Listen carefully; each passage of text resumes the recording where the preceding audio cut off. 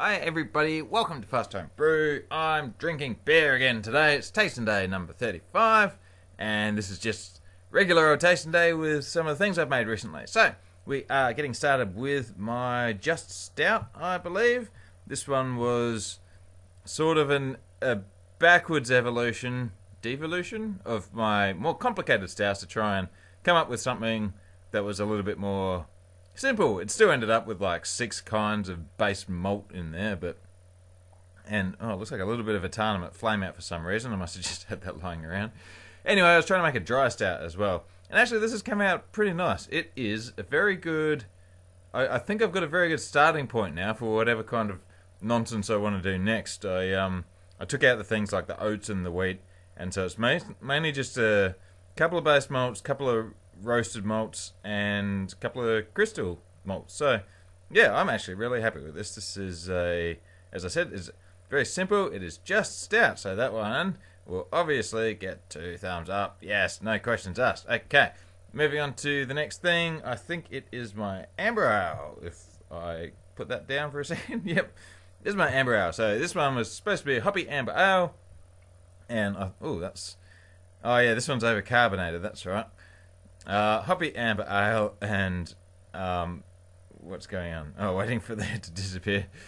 Alright, try again. Hoppy amber ale with sort of the hop schedule of an American pale ale, and get rid of the top foam there, and a bit more crystal malt in the thing to make it ambery, and also I darkened it a little bit. But maybe not quite enough. It could be a touch darker, I reckon. Now, I don't think the balance on this one's quite right, and I can't tell why.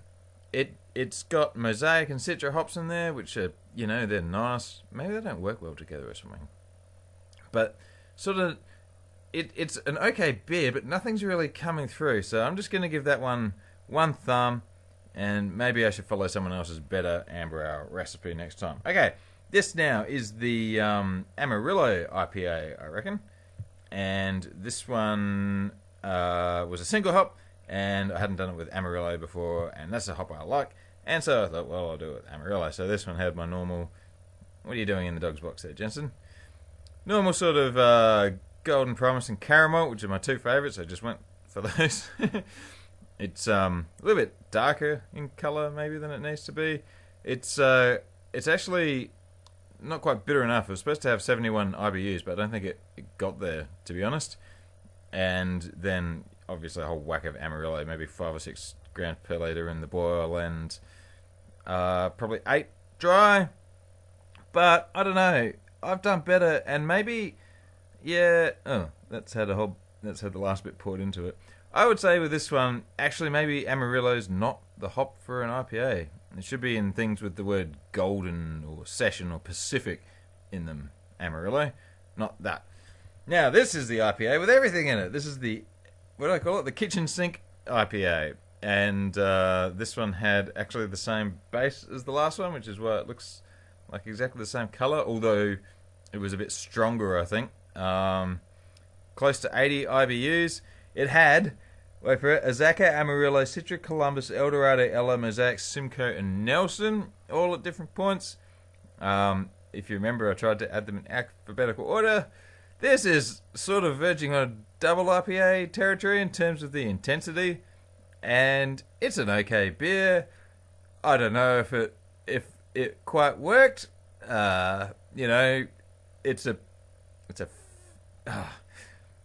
Again, it's just a whole bunch of random nonsense thrown at the wall. Hopefully something sticks. It's going to get a rating, I hope. Here we go. How many thumbs is this one going to get? Just 1. Yeah. So all of these, maybe 2. What am I settling on? I don't know. They're all good beers. It's just 2. Okay. Yeah, they're not amazing. So normally I'm trying to reserve 2 thumbs for the really, really good ones. Right, so this last one now is the English bitter, which I did by using a kit as a base, but then doing a mini mash instead of adding just usual extract to try and make it taste a bit less like a kit. There I was trying to show you the colour of it, but didn't really come out in the light, but that's fine. It's beautifully clear and all good. But now this is the one where, if you remember, I had a batch which went sour, and I've kept a bottle of that. In fact, I kept a lot of bottles of that because, well, I went around to a mate's place. He also makes beer, and I'm like, you know, have a look at this stupid thing that I made. You know, how bad is this? And we poured it out, and we both drank it all. We'd actually just had another sour beer before that, which was, you know, a commercial one, and then we drank this, and we both got through it. So yeah, compared to the other sour, I reckon this one's like a sort of 5 out of 10 in sourness. It's actually come good a little bit.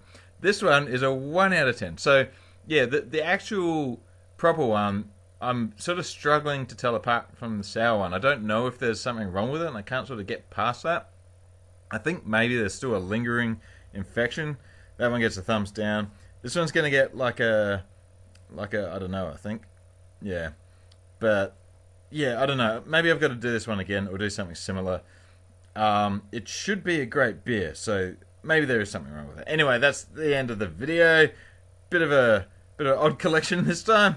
That's fine. Thanks for watching. Don't forget to like and subscribe, and stay tuned for new videos. Thanks, bye.